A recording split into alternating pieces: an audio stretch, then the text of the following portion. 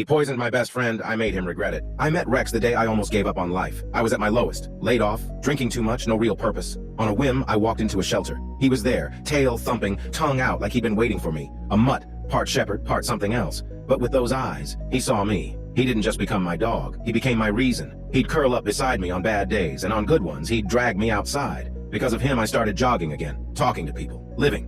That's how I met my wife, actually. She tripped on his leash in the park. Rex didn't budge, just stood there, tail wagging like he knew what he was doing. We were married a year later. Rex was more than a dog. He was my turning point, my best man, my son's guardian, my heart. Then came Jack. Jack was my best friend since high school. Loud, wild, always up for a beer.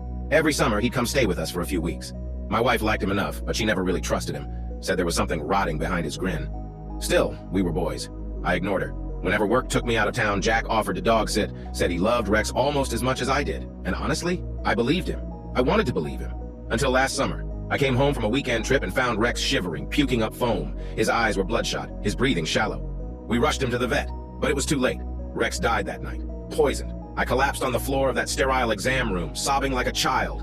Jack held me, said he was sorry, said maybe it was something Rex ate outside. And I believed him, for a while. But that night, back home, I got up for some water, opened the fridge, reached for a half-drunk bottle. Jack slammed the door shut. "Don't drink that," he said quickly. I asked why. He just shook his head. "It's old." But something in his voice cracked. I didn't sleep that night. Next morning, I took that bottle to a lab, paid extra to rush the results. 2 days later, I got the call. The water was laced with carbofuran, a potent pesticide, illegal in most places, deadly even in small amounts. My hands were shaking as I called the police. They investigated, found Jack had ordered the stuff online under a fake name. The same batch, same concentration. The detective said, "We believe you, but it's a domestic incident. No direct evidence he administered it. Legally, we're stuck. Stuck, like Rex had been. Shaking, gasping, dying." That night, I stared at Jack from across the porch. He was laughing, drinking my beer like nothing happened. Like my best friend wasn't buried beneath the oak tree in our yard. I smiled back, but inside, something snapped. 2 weeks later, Jack left town to visit his sister. I still had a key to his house. He trusted me. Why wouldn't he? I was his best friend. I walked in and made myself at home.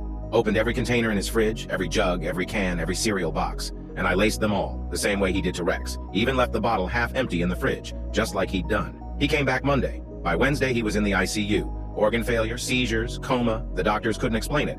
They tested for toxins, but nothing specific came up. Carbofuran degrades quickly once ingested. And Jack, he never woke up. No charges, no suspicion, no witnesses. Just a man who took something precious from another man and paid for it because he took something from me. So I made sure he would never feel anything precious again.